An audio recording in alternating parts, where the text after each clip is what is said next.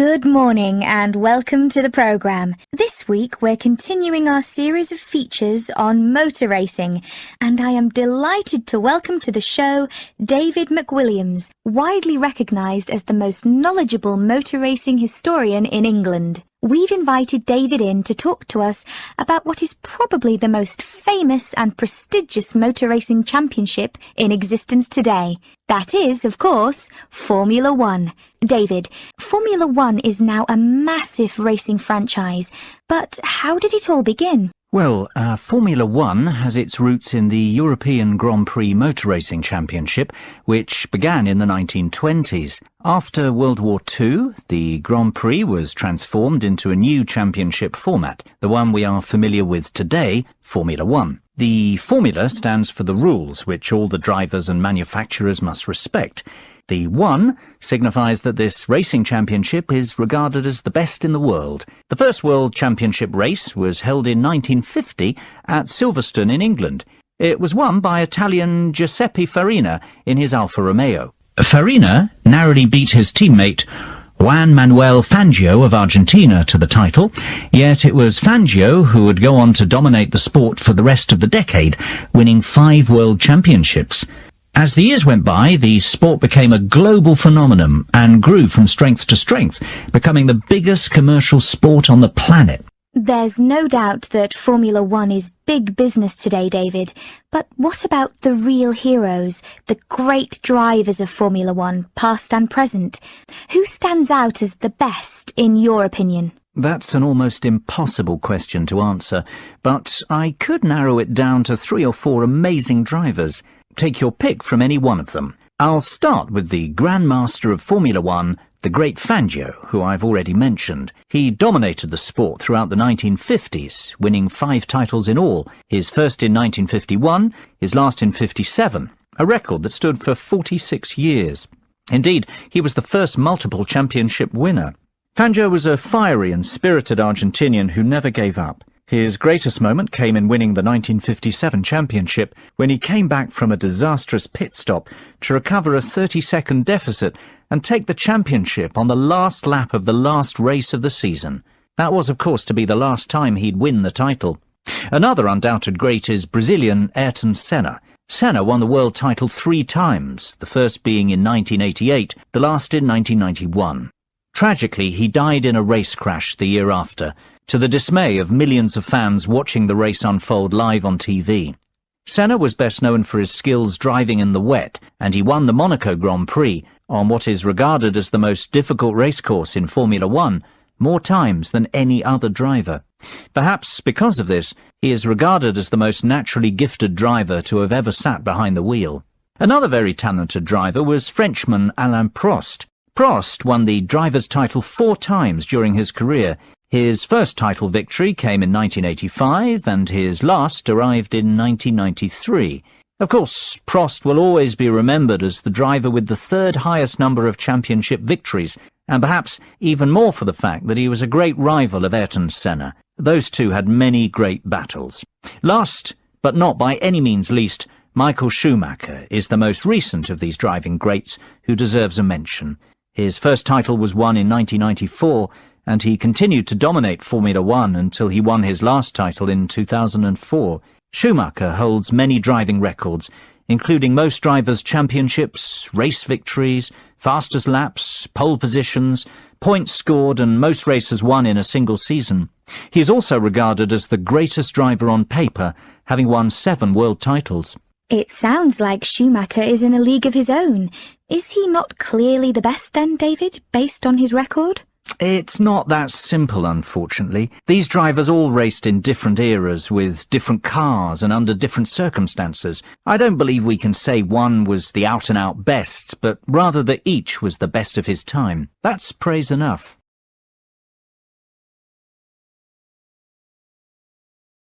And now here's Jasmine, who's come to tell us about this week's charity. Hi, Fergus. This week, I'm going to talk about forward thinking and their plans for the Colville Centre. So, in recent years, people have realised how useful the arts can be within healthcare. The idea behind forward thinking is to use the arts to promote well-being. The charity develops projects for people with special needs and health problems, and also delivers training to healthcare professionals in using the arts, as well as supplying them with information and advice. Forward thinking doesn't just run art and craft classes to distract people who are ill or recovering from illness, but arranges longer-term projects and courses, as it's been shown that the arts can bring all sorts of positive changes in patients, including benefits such as shortening the length of stay in hospital and reducing the amounts of medicine they need. I see. Forward thinking has experience of working with a broad range of people, from young adults with learning difficulties to older people in homes or daycare centres and people with physical disabilities. The organisation's been around since 1986, and it gradually expanded during the 1990s. Then, in the new millennium, it was decided to find a memorable name. So it's been operating as Forward Thinking for several years, in fact since 2005.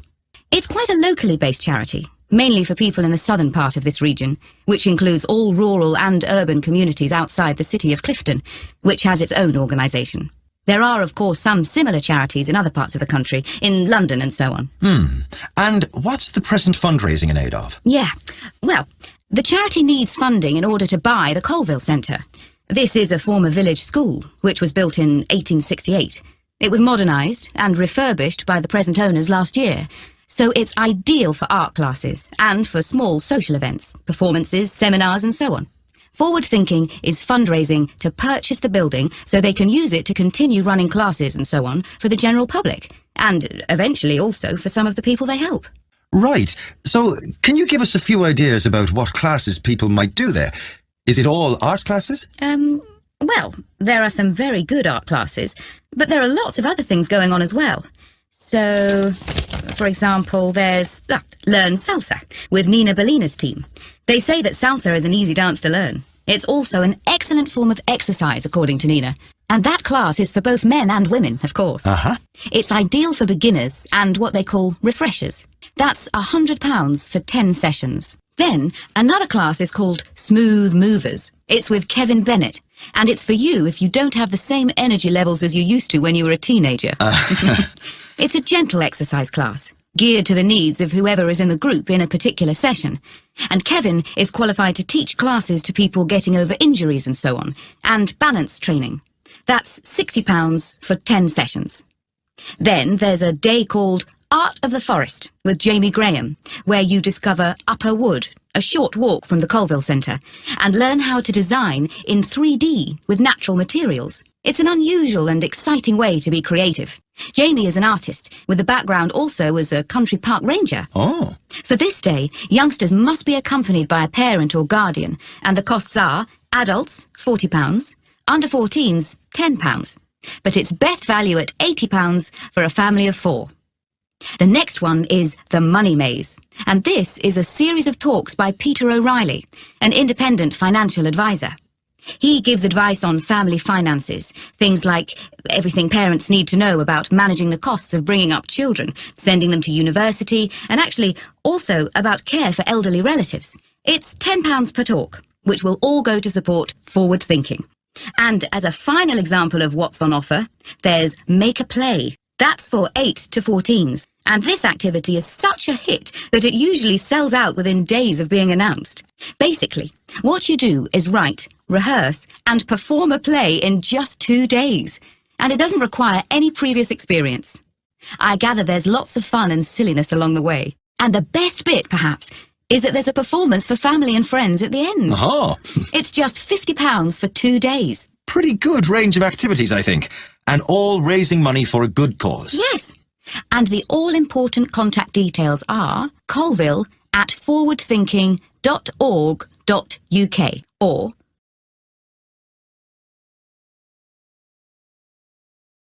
Could there be clearer proof of the arrogance and indifference of those who are supposed to keep our food safe than the muzzling of John Verrill? Agriculture is a business, true, and businesses have to make money. But this shows how ministers and officials put the profits of the agriculture business before the well-being of the British people. Mr. Verrill, a pharmaceutical chemist, was appointed to represent consumers on one of the many committees that advise the government on food safety.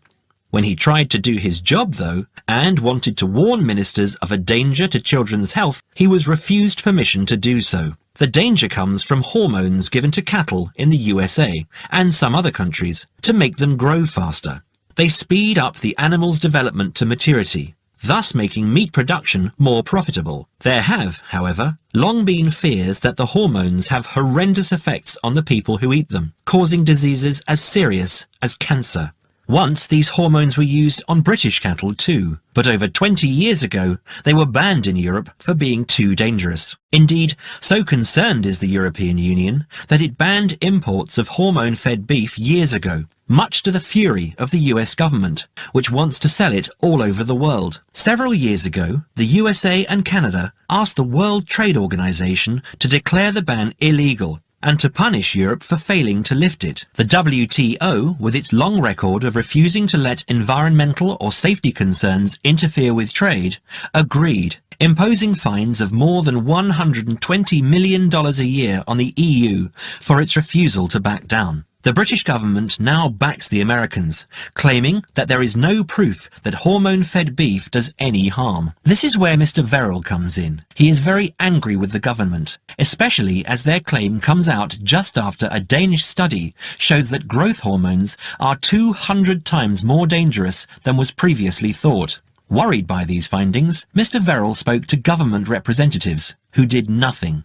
Not only that, but they have not been testing beef which is imported, which, by law, they are required to do. This directly affects the British public, as about 40% of the beef British people eat comes from abroad, supposedly from countries like Brazil, which does not allow the use of growth hormones. Brazilian beef is stocked by some British supermarkets and widely used in catering. Yet, when a Brazilian farm was recently visited by EU inspectors, a large stockpile of this banned substance was found. This is not the first food scandal we have had in our country. Take the present concern over a well-known chocolate company. Several months ago, the company found out that its sweets were contaminated with a rare form of salmonella, but they did nothing about it, leaving their sweets in the shops to be bought by the unsuspecting public. It was not until 5 months later, when several children had suffered food poisoning, that the chocolate bars were removed from the shelves. It makes you wonder how many other dangerous foods have been allowed onto our plates.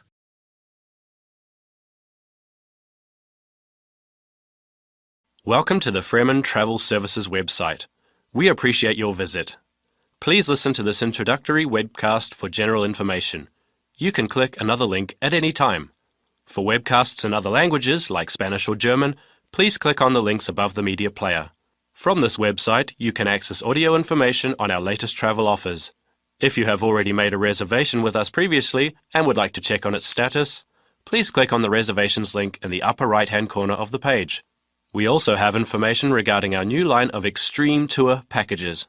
Thank you for choosing Freeman Travel Services as your guide. This webcast will explain our recently developed line of Extreme Tour packages. These special vacations were made for those with adventure in mind. We have already gotten awards from a highly regarded travel agency association for these tours. Here at Freeman, we want to help you create memories that last a lifetime. These are not your everyday ordinary tour packages. On these excursions, you will have the chance to challenge yourself and grow as a person. How many other travel agencies can claim to help you do that? We currently offer extreme tours on 3 different continents. In South America, we have programs in Brazil, Peru, and Argentina. In Southeast Asia, you can go to Thailand or Vietnam. Finally, we just recently started selling spaces for tours in Australia. We also plan to offer more locations around the world in the coming year. Please check this website for future updates. There are highly trained people guiding you on every one of our tours. For those independent travelers, don't worry. There are plenty of opportunities available to explore on your own. Whenever you purchase one of our tour packages, we do our best to accommodate you.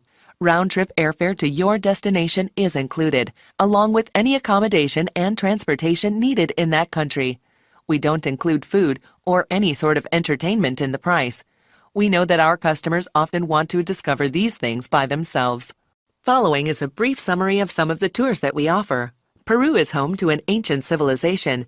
The Andes Mountains provide stunning views to enjoy when you go hiking and camping on our 5-day tour package. There will also be an opportunity to see ancient ruins and also to go whitewater rafting.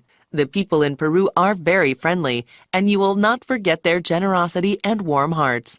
Another extreme tour package we have is in Thailand. They have a very unique culture there, and even our 7-day vacation there might not be enough to see everything.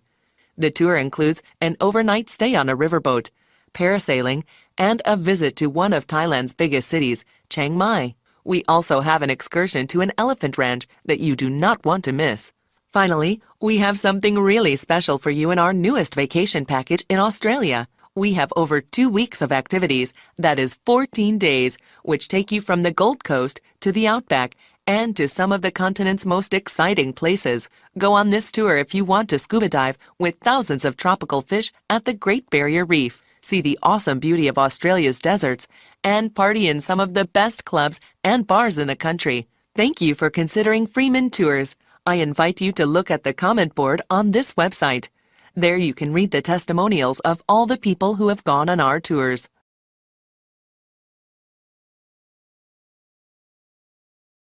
Hello everyone, and welcome to the Stanfield Childcare Centre. Now I know you're all new mothers, and you like to cling to your children. You've certainly spent a lot of time raising them to the age of 4, and are perhaps reluctant to leave them here at our centre. Well, one of the first things you should understand is that here it is safe, very safe. Look around and you'll see that every room has padded walls. Other centres have standard painted walls, but here we have invested a lot to ensure your children will not hurt themselves when running around and possibly tripping over. This padding extends around all corners. That is, the areas most likely to bruise and cut your active little child. You can rest assured that any accidents of a physical nature are not likely to happen here. You don't want to dump your child at this centre and let them waste their time. You want them to learn, and that's one of the greatest assets of our establishment. Our staff are not only trained childcare workers, but all of them have a special skill which they can impart to your child, whether it be teaching the ABC, some basic mathematics, artistic skills, or physical education. We are particularly known for our preschool literacy program and have a wealth of learning toys specially designed to develop your child's potential. Of course, one concern many mothers have is that, in environments such as these, colds and flus and other viral nasties can be easily spread around. It's a very legitimate concern, and one which we take seriously, and we pride ourselves on our precautions. For a start, unlike most centres which clean with standard detergents, we disinfect every service at the end of every day, using a special disinfectant wash. Some places just wipe surfaces daily with a damp cloth, but not us, and that's just the start. We also physically check your children when they arrive every day, and if we feel your child is sick, we ask him or her to wear a face mask to ensure germs are not transmitted.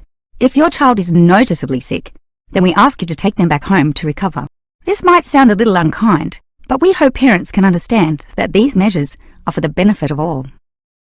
Now at Stanfield Childcare Centre, we have excellent childcare officers, and let me briefly introduce them. We have Susan, Andrea, Bella, Kathy, Lisa, and Liz.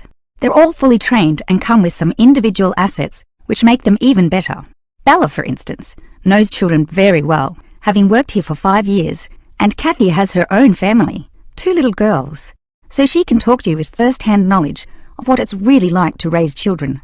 But getting back to Bella, she often relaxes here after work, spending long hours chatting to parents, as does Kathy in fact. But in terms of hours, nothing can compare to Andrea, who will sometimes spend the night here, staying in our overnight room.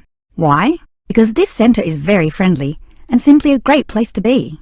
Bella, for example, used to be quite shy herself, but now is marvellous with the little kiddies, as outgoing as any of them. We let Kathy, though, deal with the particularly quiet and introverted children, since having her own family, she knows what can really bring them out. Of course, what better way to do this than with yummy homemade cakes, and Kathy often gets these from Bella, who can make some of the best in town. Yes, everyone here brings something special, which is why we're one of the best childcare centres in the business.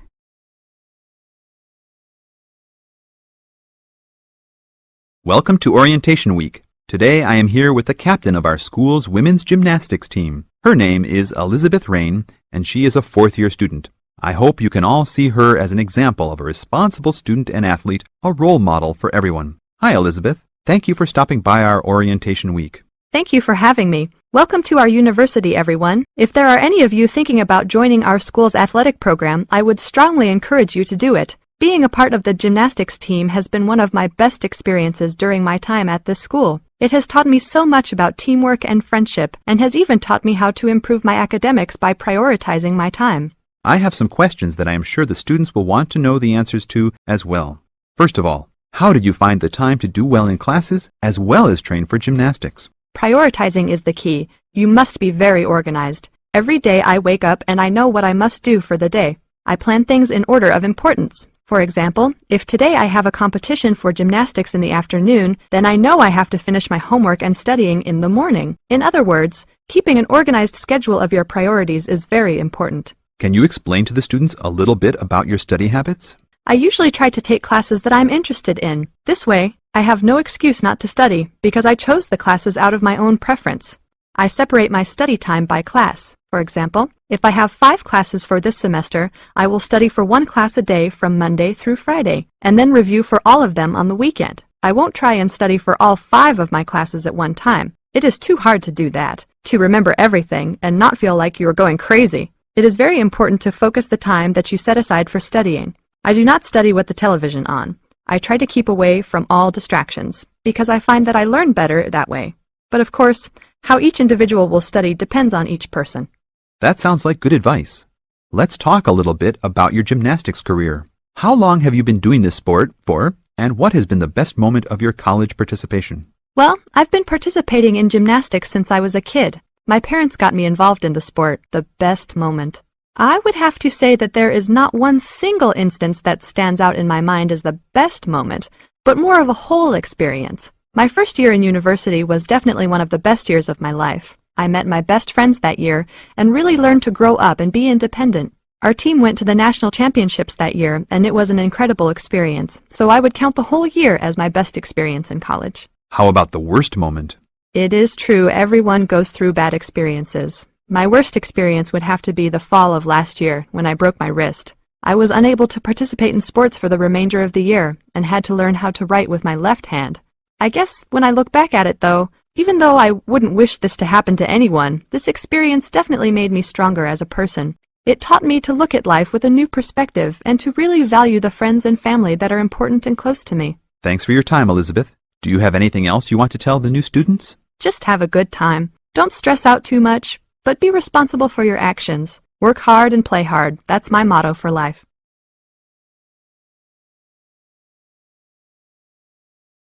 Hello, and welcome to the homepage for the Healthy Hearing Medical Clinic and Surgery, where we'd like to share a little more information about the services we provide and more. Our hospital is one of the leading specialized hospitals in the United Kingdom, attracting the very best healthcare professionals from around the globe. Not only are we a leading medical practice, but we are also the only hospital in the United Kingdom dedicated entirely to the treatment of and research into the curing of hearing loss. Our facilities and staff here are renowned across Europe, attracting thousands of patients a year. Our consultations can number anything up to 11,000 patients a year. However, we aim to treat around 5,000 patients a year so as to maintain and ensure the quality of our services. Our patients are guaranteed the highest standard of care, as well as the use of our first-class facilities. All patients requiring overnight treatment are provided with their own private room with ensuite facilities, as well as a state-of-the-art entertainment center, which includes a flat-screen LCD television and PlayStation. Appointments with our healthcare professionals can be made at any time during the week, with female doctors available between 8 a.m. and 11 a.m. If you need to see a doctor outside of these times, please visit the Out of Hours page of our website for more information. Our doctors are all trained to an exceptionally high standard and practice a vast array of specialities. Mr. Roberts is a fully qualified ear and throat specialist. Mr. Edwards is a pediatric hearing specialist, while Mr. Green specializes in reversing hearing loss. For more details about our people, please visit the staff members page on our website. During a consultation, doctors will sometimes decide medication is required, for which patients should receive a prescription. There are several pharmacies within the city. However, we recommend that patients use the pharmacy housed within our healthcare facility. Our in-house pharmacy is well stocked at all times.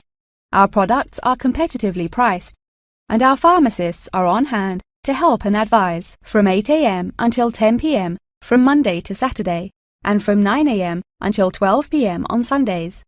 If you require any help outside of these hours, please see our out-of-hours page on the website. Since the Healthy Hearing Medical Clinic and Surgery also functions as a teaching hospital, we aim to provide our students with every opportunity to expose themselves to medicine in practice. Therefore, we would like to encourage our patients to give their consent for a medical student to attend their consultations. If our patients are not comfortable with this, there will be a form at reception where patients will be able to opt out. Now, please look at the map I've given you of the Healthy Hearing Medical Clinic and Surgery. For those not familiar with our practice, reception can be found through the main door at the end of the corridor. If your consultation is booked with Mr. Green, you need to go through the main door and turn right by the nurse's desk, and his office is at the end of the corridor on your left-hand side. If you need to alter any of your personal details, please visit our secretary at the Office for Medical Records, which you will find next to the therapy room. If you're awaiting surgery, please first check in with reception before taking the first door on the right after you enter the clinic. Finally, in the event that you feel disappointed with any of the services we have provided, or have any further questions, please locate our manager's office, which can be found near the Office for Medical Records and between two closets. If you have any more questions about the Healthy Hearing Medical Clinic and Surgery, please do not hesitate to contact us.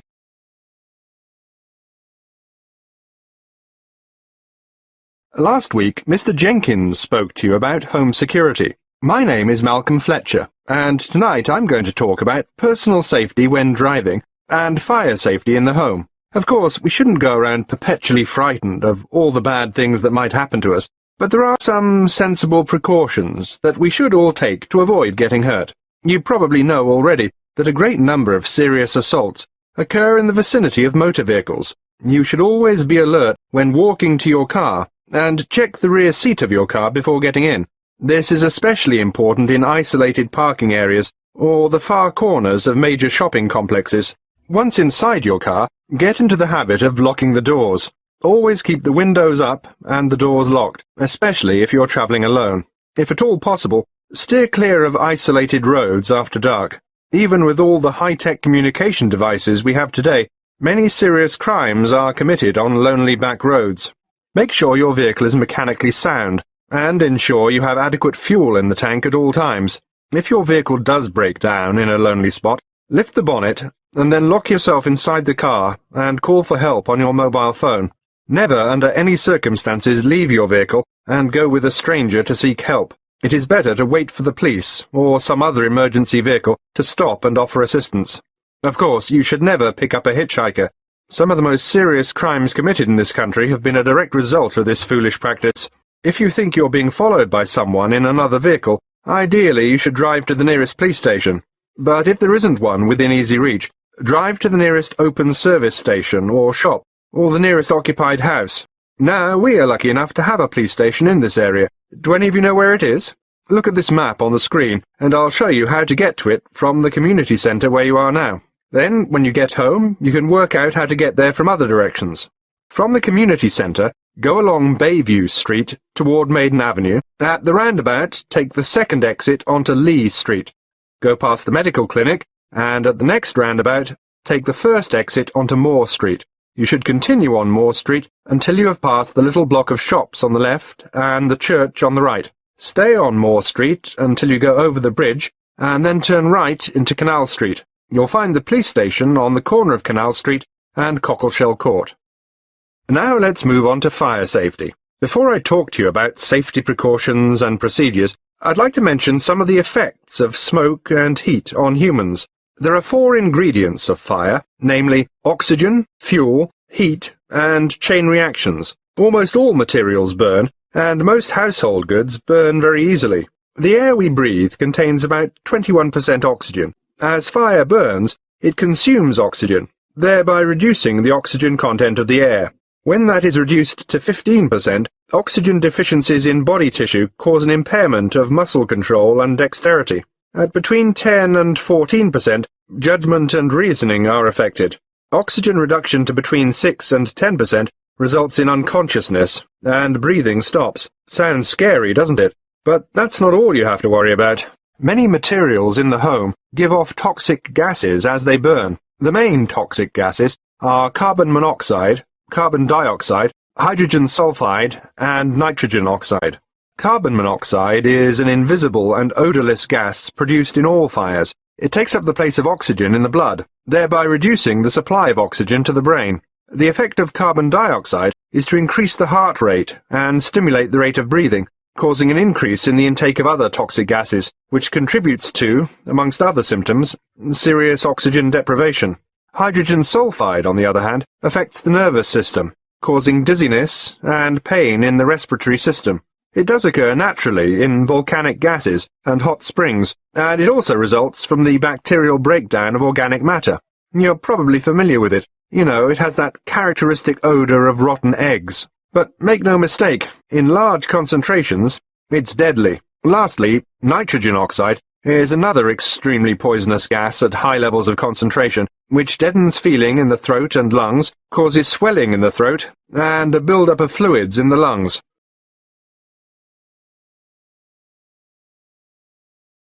My name is Mandy, and I am going to tell you a little about the John R. Jones Memorial Library here at Blackwater College. We regard the library as a gateway to the resources that you, as students at the college, may need. The majority of you are full-time students. You may find you spend a lot of time here. Even those of you who are part-time students will no doubt require the services too. I hope that by the end of this short talk you will know the services the library has to offer, including the website and how to get any further help you may need. Oh, sorry, I forgot there may be a few distance learners on the tour today. I'll explain about the online facilities and borrowing by post scheme a little later on. This is the main site of the library, but we also have the Rivergate building and the Fieldhouse Library. The Rivergate building houses the geography resources, that is the book collection and the journal collection, as well as the map collection. The hours and days of opening of the Rivergate collection are the same as this building, except that it is closed on Christmas Day and New Year's Day. The Fieldhouse Library contains a specialist collection of local history, and if you want to visit it, you will need to make an appointment. Those two facilities are the only exceptions to the rule that all the Blackwater College libraries are open 24 hours a day, 7 days a week, 365 days a year. However, to gain access to the facilities, you must have your ID card. No ID card, no entry. We have heard all the stories and excuses, and we don't accept any of them. Just remember your ID card. Now, I must apologise for the mess you can see around you today. Libraries should be quiet places, but unfortunately this is not currently the case here. This new building has been here for only 2 months, and as a result we have not quite finished moving in. So far, we have moved most of the book and journal collections from the old library into this new building. There are 2 exceptions. We are currently moving the economics collection here, which should be installed by tomorrow, and we will be moving the French literature collection into this building next week. But as you can see, we are still building the new restaurant. We will finish it, we hope, very shortly. We have finished the cafe, however, and students can use it during the library opening hours. We have recently installed 150 computer places, and we will be adding another 100 shortly, so that there will be plenty for everybody very soon. Very shortly, this library will be one of the finest in this part of the country. Don't forget that the library isn't just about academic books. In addition to the books and journals, there is a wide range of national newspapers available from the librarians on request. I'd like to mention the different ways you can get help in using our resources. Don't forget our website at www.mlbc.ac.uk. There are the full catalogues, and journal access is available if you have your password and ID number.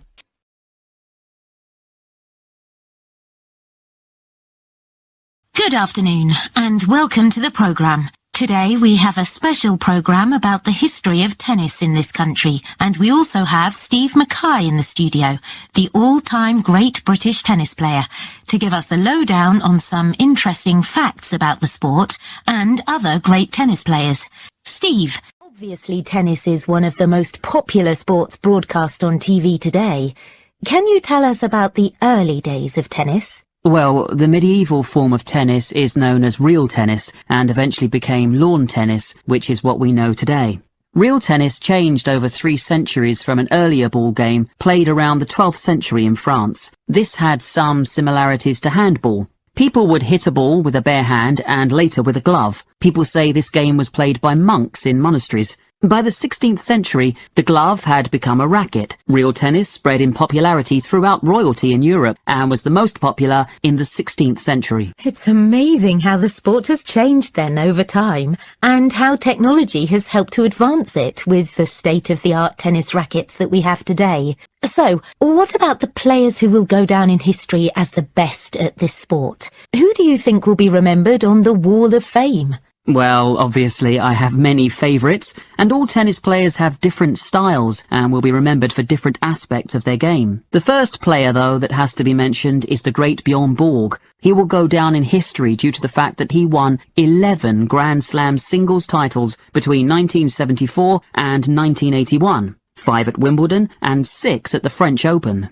Born in '56 in Sweden, Borg became the youngest winner of the Italian Championship just before his 18th birthday, and 2 weeks later he was the youngest winner of the French Championship. Borg is the only player in the Open era to have won both Wimbledon and the French Open in the same year more than once. Another very important tennis player is Boris Becker. He was born in 1967 in Lyman, West Germany, and he is a 6-time Grand Slam singles champion. Since he retired in 1999 from the professional tour, media work and his personal life have kept him in the headlines. An interesting aspect of his career is the fact that he was the youngest ever male Grand Slam singles champion, winning Wimbledon at 17 years, 7 months.